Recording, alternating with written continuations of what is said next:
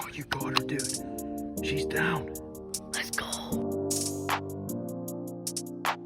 Dude, I just shot a deer of a lifetime. Freaking smoked him. One with nature, and if you're a believer, one with God. Definitely gets your heart pumping. Boy, you are in trouble. Fall Obsession Podcast.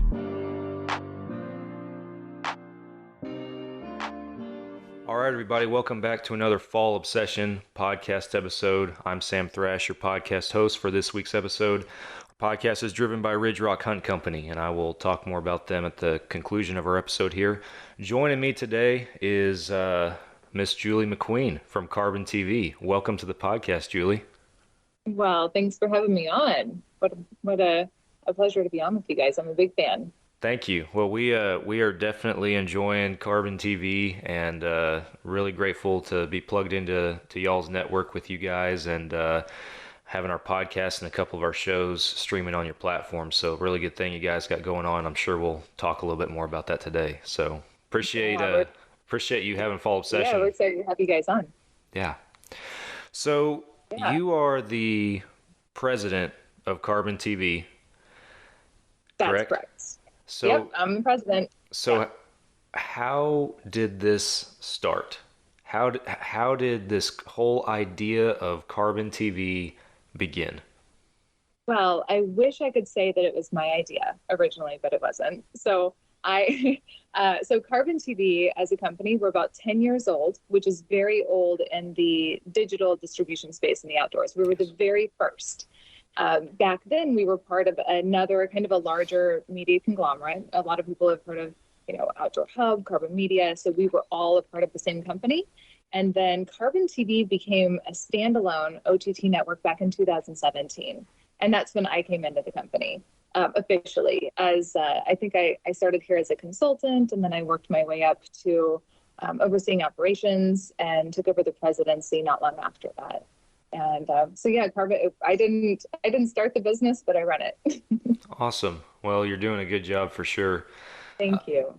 So, what makes it special? Because you yourself said that for the media outlet that it is, it's old in this industry. Mm-hmm. What makes Carbon TV so special? Because there's plenty of other apps or streaming services now that all sorts of stuff is on, and I know we ourselves are on several of them, but what is unique about Carbon?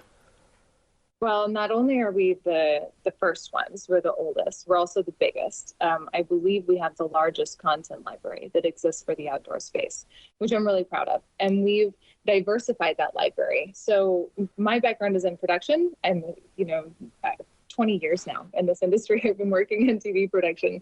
And so hunting, fishing is kind of the thing that we always, move back towards. But by diversifying that library and including more things like survival, aviation, overland, a lot of other outdoor activities, and bringing those communities in, it's been really good for everything at Carbon. It just brings a new audience. It keeps people coming back to see more, and it fulfills that need for other types of content.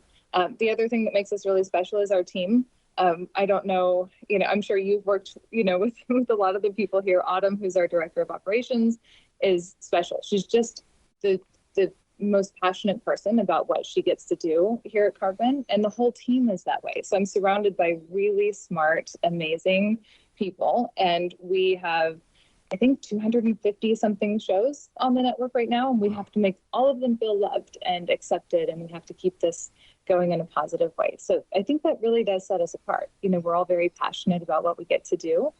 So not only our size, our credibility in the industry, but kind of that forward vision. What are we creating here, and how can we just keep becoming better? Yeah. No, the team definitely that plays a huge part in not just the finished product that an organization or a company is trying to produce, but also just in your general workforce and experience as, you know, a business and everything, because we definitely have that on our end of things as well. Obviously a much smaller company than y'all, but at the same time we have a very family oriented feel to our staff and our the way that we do business and stuff on our end. So I can definitely relate to that. That's awesome to hear. Yeah, it's all who we surround ourselves with. Absolutely. So what can a viewer or a user of the Carbon TV platform, what can they expect with that experience, or are there different kind of levels or stages that the consumer can go through to get more out of Carbon TV, or what's that all look like from their standpoint? Yeah, we're really proud of our user experience, and we're constantly working to improve that. Taking feedback from the viewers, really listening to things that they're looking for, what they're saying. So anybody who wants to watch Carbon TV, we're really proud that it's free and it's on so many endpoints. So pretty much anyone who has a connected device or a TV or anything that can stream, we are there. So on our OTT side, which is AVOD, video on demand, we're on all of the major endpoints: Apple TV, Roku, Amazon Fire, Samsung, LG. So anybody who has anything can watch Carbon TV, and it's all right there. We also distribute through global FAST channels. So we have network partnerships where we are streaming our programming schedule, our FAST channel globally, which is really great because now people all over the world can watch this for free also, and we're really proud of that. Awesome. Very cool. Yeah, I know, not to sound cheap or anything, but I'm sure you know how hunters are. Everybody's more reluctant to pay for something, and the fact that y'all have just simply built a platform that is accessible to anybody out there, no matter their situation, is pretty awesome. So yeah, and also something a little bit for everyone, right? So we even have very specific playlists for kids, right? Because we are very supportive of getting young people involved in the outdoors. So we have live cameras where they can watch wildlife 24/7. We have our most popular one is the Crush Cam on Lee and Tiffany's place in Iowa. So they can watch these big deer come into the feeders and eat. And there's no hunting around it. So it's very family friendly for those people who don't want to see that. And then, all different types of content, streaming, and, producers who are really putting a lot of work into creating beautiful video content. So yeah, I'm really proud of that. I think that no matter who it is watching the network, they can always find something that will resonate with them. Yeah, that's awesome. I have a question on the live cam just that popped into my head. How does that work? How do y'all get that? I'm sure there's probably some people who are wondering the same thing. Yeah, so we have a system in place where we have these kind of high-tech cameras that we place in different areas. So that's one example, the one on Lee and Tiffany's place. But we have, one in an eagle sanctuary. We did have an underwater camera so people could watch some fish, barn owls. We have one in the San Francisco Bay, watching all the ships come in. And really what we do is we have a partner that we work with for the bandwidth and the streaming side. We set up the cameras, there's power and internet all attached to it, and then we monitor that. So we actually go through and watch to see all the cool stuff that happens on them, make it down into little clips, and then push those out so people become more aware of kind of what's happening on those cameras. Gotcha. But it's a cool system. Yeah, it's 24/7. A lot of people put them up, like they'll stream it to their TV in their house or in their lodge and just have nature on there all the time. That's pretty neat. Yeah. I saw it on y'all's platform when we got plugged in and everything, and I don't know, I'd never put much thought behind it. So that's pretty interesting, pretty cool. So it is. Yeah. Yeah. It's really cool. So I want to dive into you a little bit more specifically and some of the stuff that you have done over the years and your background and that kind of thing. So how did you initially get into hunting yourself?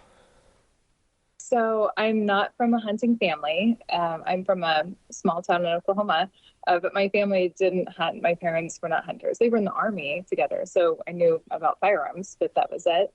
And when I was in my late teens, I don't know if I saw a photo or if somebody was talking about it, but something piqued my interest in, what is this? What is hunting? And at that time I had moved from Oklahoma to Missouri to Springfield. And I would go to the local Barnes and Noble bookstore, and instead of buying the magazines, I'd just sit there and read them to save money, you know? And I was researching hunting and thinking, "Ooh, this seems like something I would really enjoy. I love being outside, but I've never witnessed it happening before." So I went to my hunter safety course. And when I got finished with that, I borrowed a rifle and got permission on a local property. And the property owner said, you can, shoot whatever deer walks by. Just, of course, they thought I knew what I was doing. And I didn't, because, how much can you really learn from just reading magazines? And we didn't have access to what we have now, right? Social media and YouTube and all the videos. So I shot my first deer by myself. But then that's kind of where my career began in the outdoor industry. I had to learn from trial and error because this world didn't exist. Right. And I made a lot of mistakes. Nobody ever showed me how, what do you do after you shoot the deer? So I learned a lot in those first few years. And then I realized this is something I could make a career out of. This is going 20 years ago. So, this is way back before the industry is what we know now. Right. And I started working for different companies. I would show up at store openings. They would hire me to go learn about the products, help people understand, what type of broadhead to use or what the different camouflage patterns were. So I really worked my way in that way. And then I started as a camera person after that. So that was your push and your adjustment, if you will, into kind of the career aspect of everything, as far as filming. Yeah. So I decided I would start volunteering my time as a cameraman on hunts, and I learned the equipment, and I would just go and film and try to document as much as I could. And really just, from grassroots, I just worked my way up that way and ended up owning a nice, very big production company in the industry after that for quite a few years, and multiple shows on the networks. I got into this industry at the best time. It was just a really good time to break into it as a female, because nobody else was really doing it very much back then. Right. Yeah. And that's something that's very, very interesting. I know we've had a lot of content that we've covered kind of just specific to women in the outdoors, because I just don't think a lot of people are conscious of it, but it is almost a different, a more challenging path in some aspects. Not to sound sexist or anything like that, but it's different, and it's very, very interesting to hear how different ladies have began their journey into hunting in the outdoors, and then you, such as yourself, being very successful in that journey as well. So. Yeah, I have a lot of girlfriends in this industry, and we've been here for, 10, 15 years together, growing up together through this. And, my experience has been nothing but positive. I've never had, any bad experiences. Of course, you have to prove yourself. You have to really work hard. And I always say that credibility leads to longevity, right? So you'll see a flash in the pan sometimes, and those people may be in it for the wrong reasons, and that's okay. That's all right. But then the ones who really have a strong foundation, and we know what our goals are and why we want to be here legitimately, here we are 15, 20 years in and making great careers of it and doing what we get to, what we love to do. But a lot of the girls I know, a lot of the females who are my friends who have been very successful, we have a genuine love of the outdoors. We love the outdoor community and the industry, and love being a part of it. Yeah. Very cool. So I know you said you gathered info from, going places, meeting people, asking questions and that kind of stuff. What were some other influences that you had back then, as you began your journey into hunting? So one of the things was, as I moved from being a camera person to a show host, right? So I would do the, producer host, kind of juggle both of those things at one time. And it really taught me how to network, work with companies, solidify those relationships. And a lot of those relationships I formed back then, I'm still working with those companies today in different ways. And, I think that, that was a really important lesson for me was, kind of doing what you say you're going to do and being professional and good communication and building things together. Early on, you don't know if this is a career that's going to last your whole life or if you're going to go do something else. But back then, transitioning into show host, I was selling sponsorships and commercial space and all of those things that the producers I work with now on our network, they're doing those things. And it's given me some really great insight into how to be helpful for them, because I did live that life too. So I've been in those shoes, and I understand how that goes. And I think it kind of comes with that many years of being here and really appreciating the work that goes in. Yeah, appreciating the work that goes in, and also just you are witnessing a very fluid and ever-changing industry at the same time, and being able to kind of help steer the ship and adjust as the industry adjusts and stuff like that. It is really cool. That's one thing we've learned, is that even in a few short years, things can change very, very quickly in the hunting world. Yeah, it does. And you have to learn to pivot with it, right? And think ahead and think, okay, as things are evolving and changing, what decisions can I be making to help me go with that and stay ahead?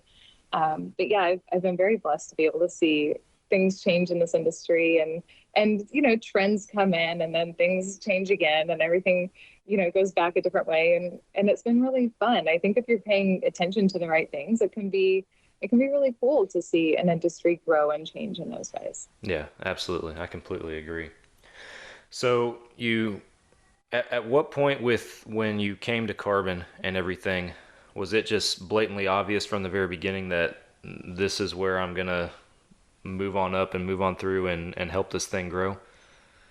So I actually was airing my content with Carbon as a producer before I ever worked here. And so that gave me some really good insight as I moved into this company.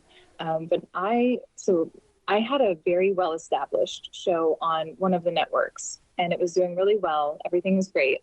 But then I was at a dinner or somewhere, and people were talking about this whole digital revolution. And this is back in 2013 or something, way back. And I'm thinking, okay, well, I have this really successful show and tons of sponsors. Everything's going great. But what's this whole digital thing people are talking about?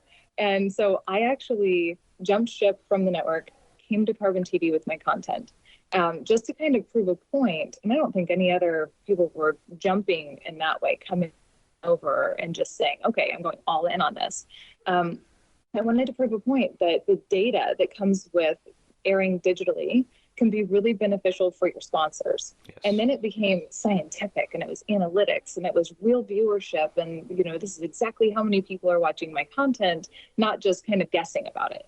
And so we actually kept all of our sponsors in place. The business did better than ever. And I aired my show with Carbon. I did some original content for them, just as, as on camera.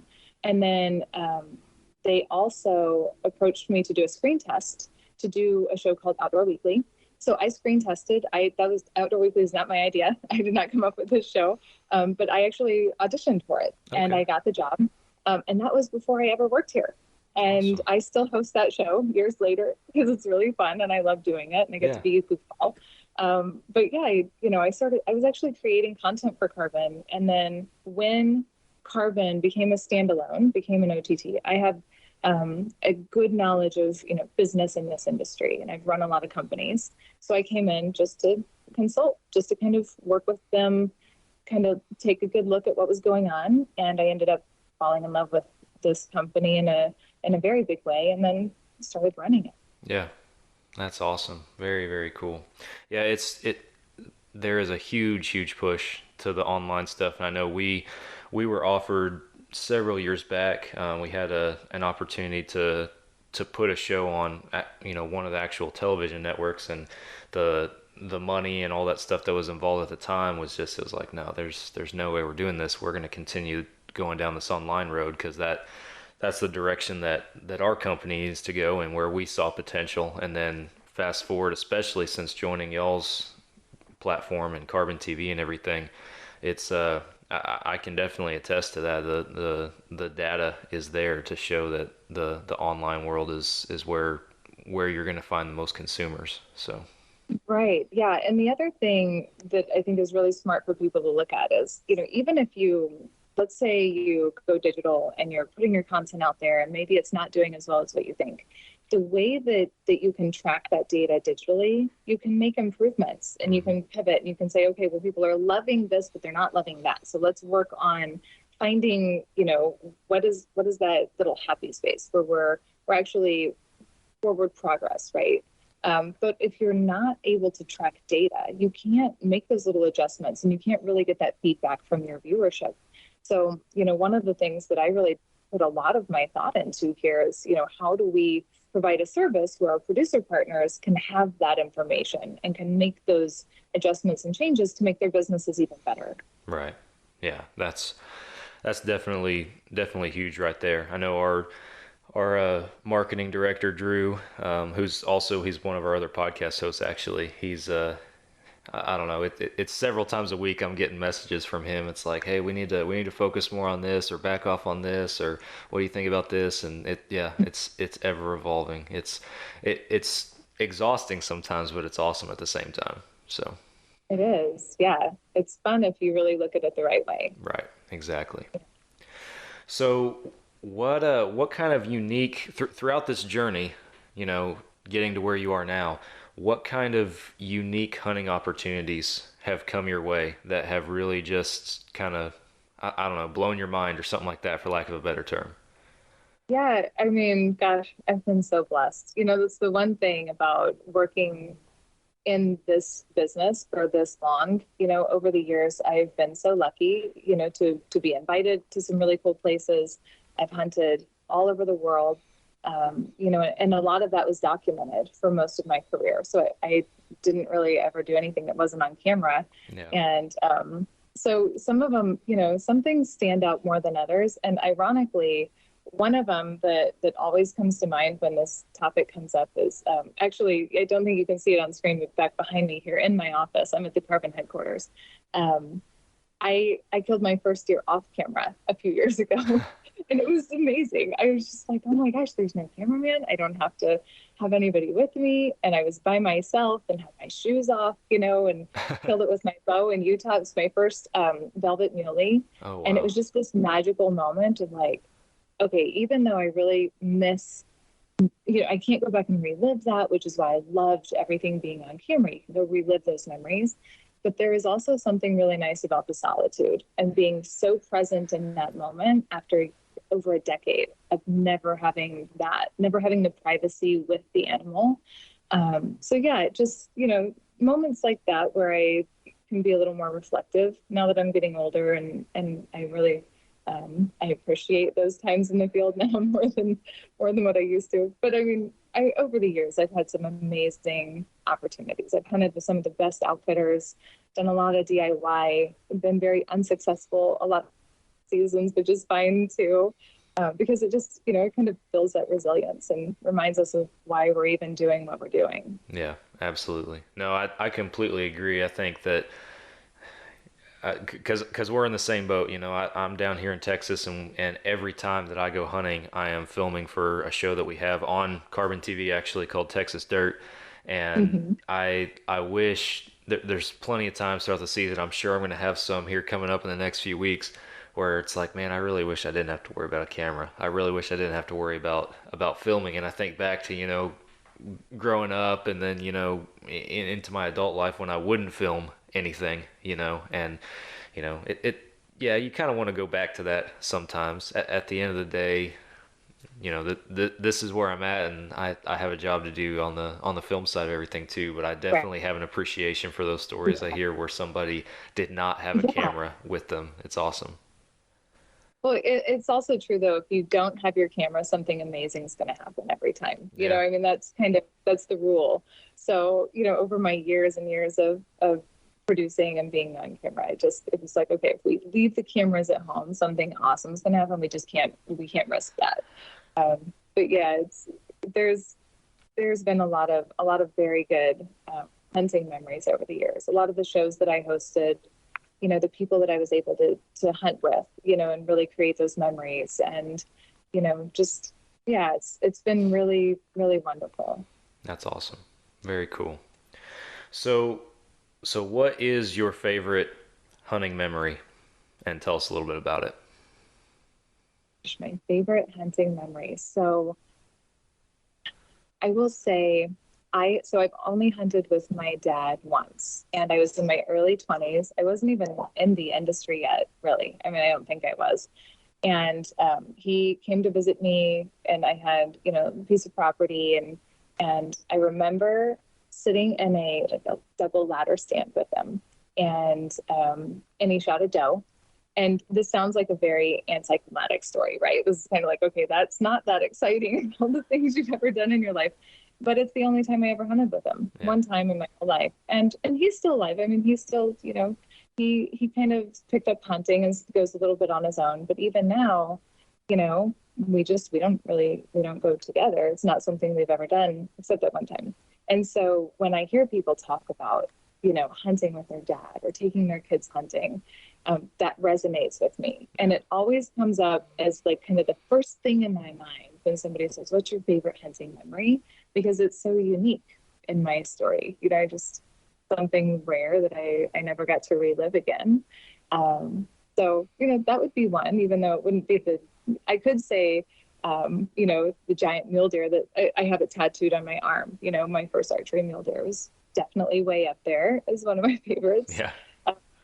Like that one was really cool. There's been just so many over the years that have been really great. Yeah, we asked that question to a lot of folks, especially first-time guests that we have on our podcast, and I would say that 9 times out of 10, the answer it's not a trophy animal or a crazy experience. It's always an experience revolving around who you're with and kind of the significance of the moment, and for me as well too. I think when they asked me that question, there was a top 2, and one of them was a once in a lifetime experience, but the other one was just a hunting with my dad experience, the same. Yeah. So, it's not about antlers. It's not about score. It's not about going to crazy places and hunting crazy things. It's simply about being outdoors and the people you spend it with. So. Absolutely. Yeah. And I think if we would just ask ourselves questions like that a little more often, it would remind us of why we're doing this. Yes, I completely agree. So all these experiences and everything that you have been able to do, what is something that is still on the bucket list that you haven't gotten to do yet that you really want to? Let's see, my bucket list. So, I really want to hunt Spain for ibex, and I it's a very specific. I mean, I don't know why I think the country there is so beautiful, and I mean the animal. I've always been kind of intrigued by the ibex, but now when I start thinking of kind of what those bucket lists look like, it's so that I can plan an extra week and stay there and go tour around. See the world a little bit. So instead of the old days of like, all I want to do is fill this tag, now it's like I just want to see the world, and I just want to go and explore and kind of immerse myself in some other places. Yeah. And that to me is a little more important than filling the tag. So places like that, Spain's very high up there on my list. I'd say that's. I mean, I've done Africa, and I've been to a lot of kind of the standard, places we usually go. But that one's probably pretty high up there. Yeah, that sounds like an incredible experience. I definitely have never had anybody on the podcast before where that's been listed. So very, very awesome, very unique. So. Yeah. So on that same topic, and again, this is one that just kind of popped into my head, but because you have hunted so many places and had so many experiences, what's one that has just been not necessarily in a bad way, but just extremely challenging for you? Yeah. So the first, and I'm just going with whatever comes into my head first when you ask. It's like a rapid fire, right? Yeah. So the most challenging for me, we were filming an episode in Iowa on a pheasant hunt. It was like December or January. And I don't know if you've ever gone through like one of those really cold hunts where like nothing works. Nothing works. Yeah. Nothing works. Your body, equipment, everything just shuts down. And it was the coldest I've ever been in my life, ever. To this day, I've never felt like that before. But we really had to get this episode. And we were taping those hot hands to the battery packs of our cameras, trying to keep everything alive. We ended up filming most of it on iPhones until they died. And it got to the point where my fingers were so cold, I was just pretending to shoot. I wasn't even pulling the trigger anymore. And I was just like, what are we even doing? This is insane. Can we just go in and have a whiskey or something? This is crazy. Yeah. But like with the wire, their tails are frozen to the ground. It was just, but I'll never forget it either. It was just so miserable cold. And I know some people are so hardcore that like they love that and they really get into it. They're like, yeah, let's do that again. And I'm like, I don't think I ever want to be that cold again in my life. Yeah. It was really rough. Wow. Yeah. Yeah. I know. I'd like to say I know the feeling. I felt extreme cold down in Texas without the proper gear, I should say. I don't know. I might not have ever been that cold, but not that I want to be. Not worth it. Not to me. I don't think I would ever. I don't think I would do that one again. And if so, I would let them go do it, and I would just be in the lodge. I'll just wait inside. You guys go have fun. Yeah, go At ahead. this point in my life, I'm like, I'm going to make the best decision for myself right now. I'm going to be inside. Yeah. So I have questions, kind of pop in my head as we go through our conversation, everything here. And one of them that I thought of was because on our podcast here recently, we've had a lot of content around filming equipment, editing, and that kind of stuff, trying to share some of our own knowledge and experience and input with our listeners. But you have background kind of on both ends of that, as far as previous experience behind the camera and now probably in front of a camera quite a bit. And this is pretty vague and pretty broad, I feel like, but what makes a good show? What brings the best content to a screen? What can people who are both filming and both in front of the camera, what can they do to make their production take it to that next level, if you will? Mm-hmm. So we entered a stage in the outdoor video world quite a few years ago where everybody wanted to have a show. Right. And the beautiful thing was everybody was able to, right? So we, the cameras got smaller, not like when I first started, and they were like huge, big cameras, you had to lug around. So it really opened that up for creative people to create amazing content. The thing that I would say stands out to me that consistently yields the best results is authenticity. Instead of trying to be like somebody else, instead of emulating something that you're seeing and saying like, oh yeah, I could do that too. I think the people who do a deep dive and allow themselves to be vulnerable and really show that authenticity, like what is your story? I've already seen these other guys. Tell me about you. Even if people are going to think it's weird or if you are uncomfortable for a minute, those are the ones that find the best success, right? We've already seen all the other stuff. So that to me is consistent in success. And it's difficult to do because sometimes we aspire to be like people we've seen on TV. People even pick up the same accents when they're on camera. You hit the record button and they talk different. Their speech patterns change, which is okay. And I'm not judging, those people at all. But, the thing is, you have to know what you're trying to create. Like what is your desired outcome? Why are you telling this story? Who is your audience? What are you trying to get across through your camera lens?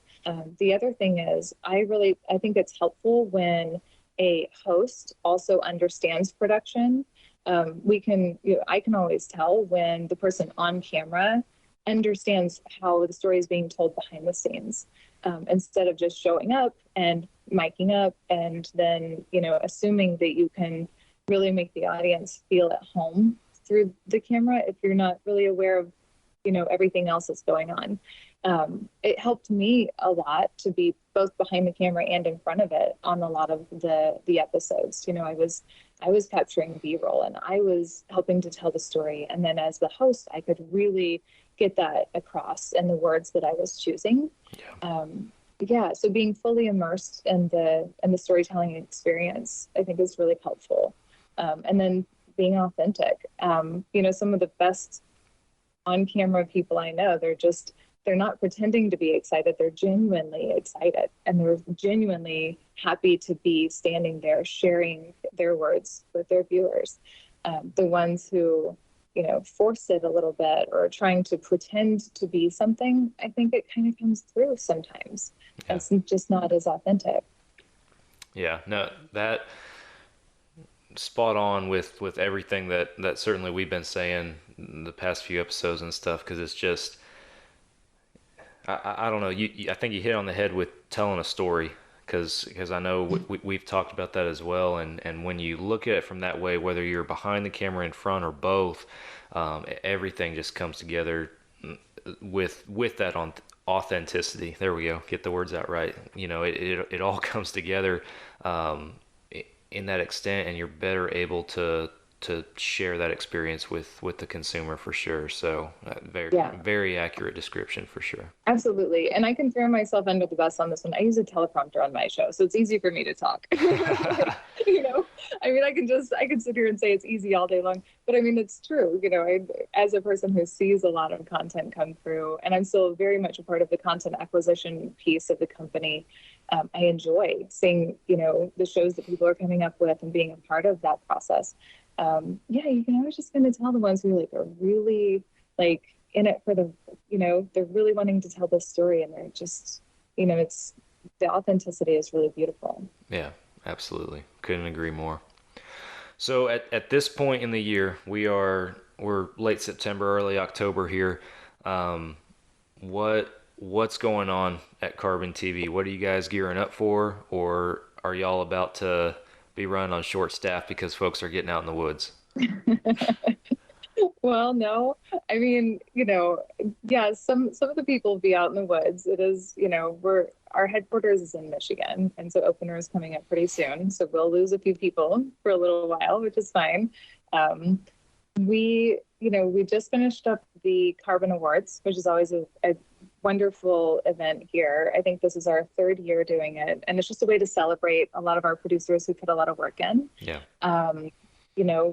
This is the time of year where a lot of our producers are in the field, so we try to keep in touch with them as much as possible. If our people are having success, we try to celebrate that with them in real time. We just get really excited about this time of year where, this is when everyone's creating that content, telling their stories, and they need our support. Yeah. We also try to be a little more understanding if we don't hear back from people for a couple of weeks. Sometimes I just don't answer my emails this time of year because I'm in the field. So, and that's the cool thing about this industry. No one gets mad. It's September. If I don't get back to people, it's like, oh, okay, well, it's September. So, but there's always something cool going on at Carbon. Our team tries to, really think of cool ways to keep things interesting and exciting, and to celebrate, and not even just the hunting side of it. I mean, just all of it. We moved into the aviation space recently, which, I've been a licensed pilot for 20 years, huge fan of aviation. And so we started live broadcasting air shows, which is awesome. Wow. So we've been working on that pretty hard. We're doing a lot of live broadcast stuff, just kind of keeping it different and interesting, and finding ways to kind of make sure our audience is not, getting, like, oh gosh, what if I don't want to watch a hunting show today? What do I watch? Or somebody who comes here to watch aviation and they're like, oh, I've always wanted to go fly fishing on that river, and it's just kind of this, keeping it interesting. Yeah. Always something new around the corner. Very cool. That's awesome. Okay, so many questions now, because you just said that you've been a licensed pilot for a very long time. Where did that come from? What made you want to do that? It seemed like a good idea at the time.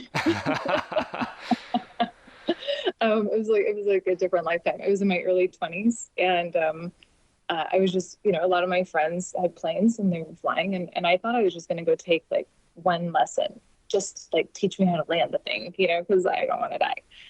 But then I fell in love with it. I actually moved to Long Beach and took an accelerated program, became licensed, and then I started studying aerobatics, started flying experimental aircraft, so like some of the old warplanes.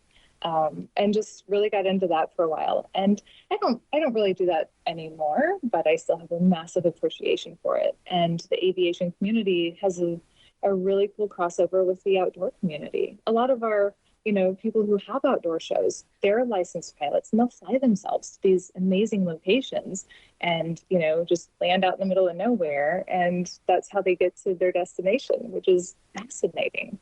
Very cool. Do you still Yeah. fly a lot? No. No? Mm-mm. No, I don't much anymore. No, I kind of wish I did though. I Yeah. miss it a little. Hmm. That's awesome. Yeah. Did not know that. That's a fun little nugget to know right there. Yeah. Yeah. Yeah. It's really cool. I love aviation. Very cool. So, another question I had, because you mentioned the velvet buck that you killed was with a bow, correct? Hmm. What kind of archery setup do you run? So I have a Matthews. I've been shooting Matthews for years and years. I actually have a hand-me-down bow from my best friend Jana right now, which is kind of cute because we have the same draw length. Which, if you're going to pick a best friend, choose someone with the same draw length. That's good life advice. Good advice. That's a free little piece of advice for you. Yeah. So I did maybe one archery hunt last year. I've got one coming up this year, so I don't do as much as I used to. But yeah, I've been shooting Matthews for years, and I usually get a new one every few years. I'm not one of those like have to have the latest and greatest, of anything anymore. Yeah. So when you started hunting, I'm assuming it was not bow hunting. I started, archery hunting pretty soon after, probably Okay. the second year I moved to archery. Yeah. And I still rifle hunt too. I'm not one of those, I don't discriminate. I have another deer hanging on the wall right next to that velvet one I shot in Mexico a few years ago with a rifle, and just as fun. I mean, just amazing. Yeah. But yeah, I like to archery hunt. Mule deer, I archery hunt. That's That's awesome. one of my favorites. Yeah, I'm a huge archery mule deer that's one of my favorite things. Very cool. So what is on as far as your personal hunting itinerary for this upcoming season? What do you have on the docket? So I go along with some other people on their hunts, and I document that for them. I still volunteer as a camera person 20 That's years awesome. later just for fun. It's one of my hobbies. So I'll show up on some different hunts and film for people, and I don't publicize that. I don't ever really post it or anything.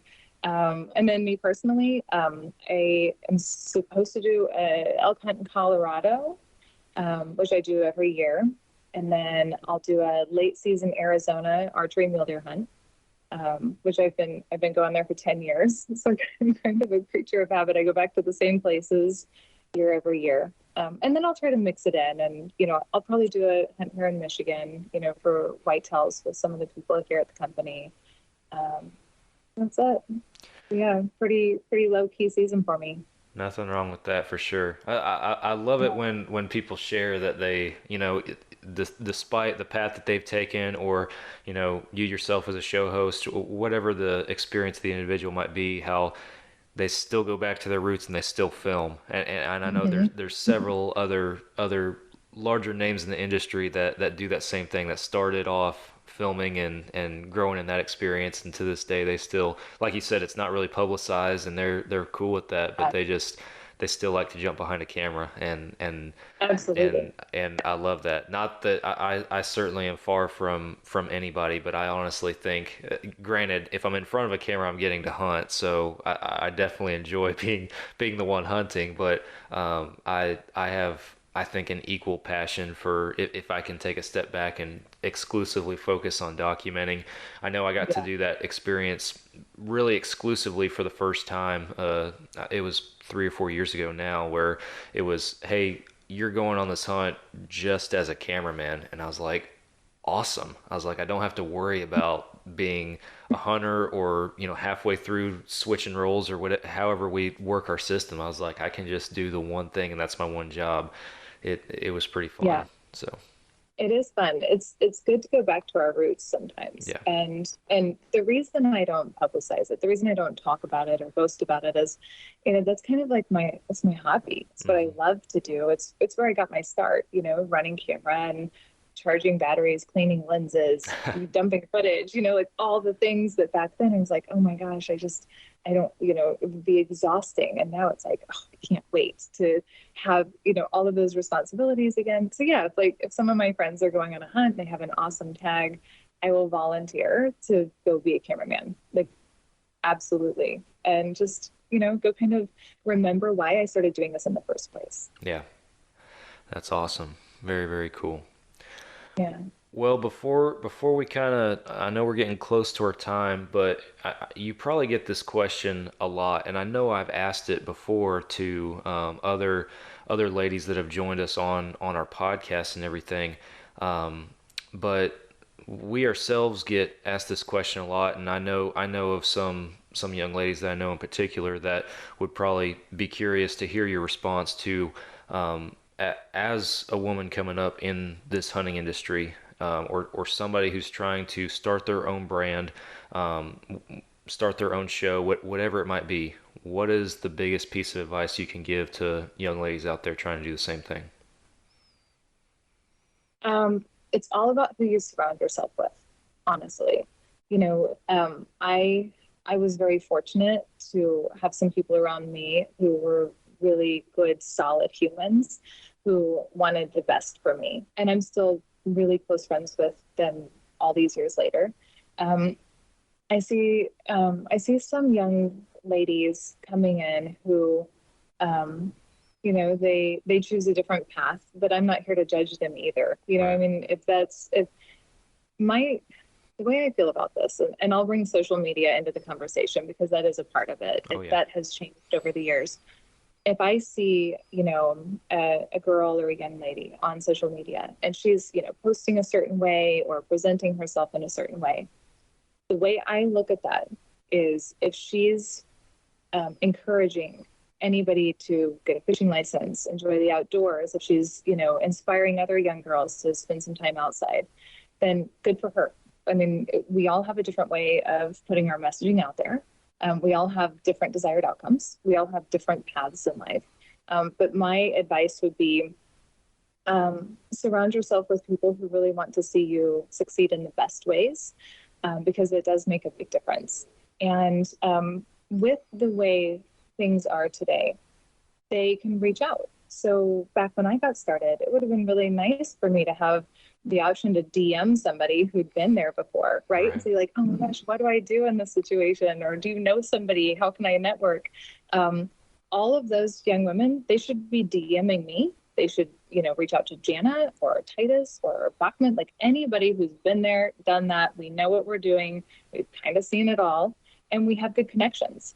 And there are countless times over the years where I have one-on-one, get on the phone with the girl, consult with her, figure out what she's trying to do, connect the dots for her a little bit. Because, I kind of know everybody. And if I see some value in that, and I think, okay, she's really, she's working her butt off and she's like got good intentions and she really should have some form of connection here. I'm not the only female in the industry who's willing to help out. There's a lot of us who are like, yeah, girl, like call me, I'll lead you down the right direction, because the truth is someday those young girls are going to take my job. They're going to take all of our jobs. And I want the right ones in position to do that. Right. I want the good intentions, smart girls who like really love the outdoors and are doing it for all the right reasons. So I would encourage them to reach out to people like me. Like I answer all of the messages from young women who are like sincerely trying. And, we've over the years created a really nice community in that way. Again, not something we publicize. We don't really talk about it, but we, us older women in this industry, are here to help. If it's the right fit. That's awesome. Y'all kind of came up together at a similar time, again from my perspective, and it's awesome to know that network, that support is there. at that level, because to some just outside looking in, not knowing anything about it, you know, as you said, social media can show one thing, but knowing that there's a whole nother support system behind that, a whole nother level of advice, that's very encouraging. So awesome. Yeah, it's, you know, it's one thing I'm really proud of. You know, I've tried to be very supportive of women in the outdoors. One of the things I'm proud of is at Carbon, we have one of the largest collections of female-driven outdoor content, and I support that. I will go above and beyond to make sure these women have a voice, you know, and all of them that work with us are legit, you know, like they're amazing women. And, you know, we work with a lot of programs who, you know, they mentor, you know, young people or young women who are trying to get into the industry. We help place them with different companies that are looking for, you know, internships or social media managers, whatever that is. So yeah, my advice would be, you know, surround yourself with really good people, work hard, and, you know, don't be afraid to reach out to people who've been there before. Yeah. Very good. Thank you very much. Well, Julie, I know we're kind of getting to the end of our time here, but I really appreciate your time today and coming on Fall Obsession Podcast with us. And like I mentioned earlier, it's awesome to be a part of the Carbon TV family and to be to working alongside y'all. I've had a very, very awesome experience working with y'all so far. So looking forward to the future and seeing not just where Fall Obsession goes, but where Carbon TV goes also. So thanks for coming on the podcast. Well, thank you. Yeah, and thanks for being a part of our family. We love having you guys over here, and thanks for having me on the podcast. I appreciate it. Real quick, before we hang up, I know it's probably not too hard to find, but just for our listeners, tell them how they can find you or get to Carbon TV. Yeah, so Carbon TV, obviously you can find it everywhere. Yeah. It's on every endpoint if you want to watch it. If you have an iPhone, Android, just go in the App Store, and it's always free. We don't charge anything. And Carbon TV social media is amazing. I think our Instagram's Carbon TV Media, Facebook Carbon TV. I'm Jules McQueen everywhere, so you know, I'm not on Instagram as much as I should be anymore, but I do check in there. So if anyone, you know, needs anything, if anyone wants to submit content to Carbon, just reach out through the Carbon website. I see everything that comes in. So if anyone is interested in working with us, my team makes sure that everything comes over my desk at some point. So yeah, I'd love to kind of put that out there. I think that's really important to know. We're always looking to work with more people. But yeah, easy to find. Jules McQueen, Carbon TV. Pretty easy to find us. Perfect. Awesome. Well, for our listeners, real quick as we conclude, thank you all for listening to another Fall Obsession podcast episode. If you guys haven't already, hit that follow and or subscribe button on whatever platform you're listening on. We're on all major podcast platforms. We are on Carbon TV, along with YouTube and some other streaming services. So be sure that you guys go follow Fall Obsession Podcast. The podcast videos are on our YouTube channel. Make sure you give it a watch if you like the whole podcast video dynamic. FallObsession.com is our website. It's where you guys can go to find all of our hunting and outdoor media. We have multiple different types of online video series. Our podcast is on there. We do gear reviews, wild game recipes, other educational videos and articles. So be sure you head on over there and check out Fall Obsession. We also sell our own brand of apparel. So if you're looking for some new hunting swag to wear into the woods this fall, head on over to FallObsession.com, pick some up. Ridge Rock Hunt Company is the podcast partner. Derek and Lacey over there in Mississippi, they book hunts, and we really enjoyed working with them. One of those relationships in the outdoor industry that just keeps on getting better. So if you're looking for a hunting experience with a vetted outfitter somewhere in North America, give Derek a call, and he will work with you to find something that you're looking for. So, Julie, thank you again. I really enjoyed it.